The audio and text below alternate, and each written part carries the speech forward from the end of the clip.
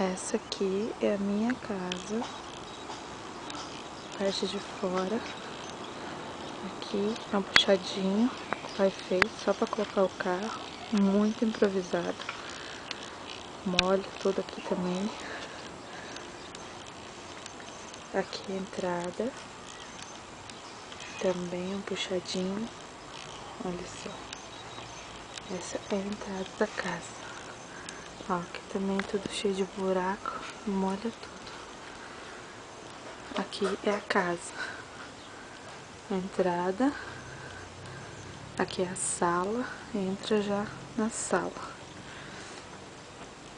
Aqui também molha muito aqui por dentro, molha tudo.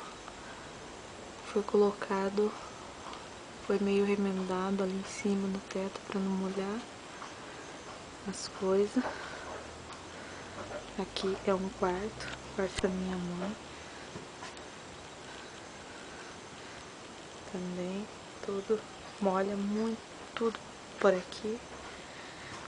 E a cozinha.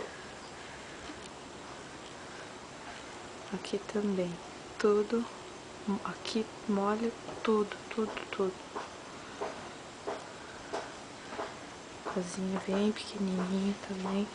E ali já é o banheiro. E aqui é a sala de novo.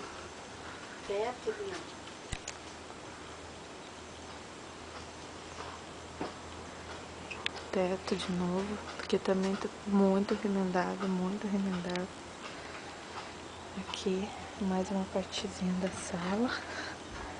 E aqui vem o meu quarto. Também molha por tudo. A casa aqui molha muito por tudo. A mãe tem que catar e arrastar as coisas de lugar. E aqui, essa é a sala.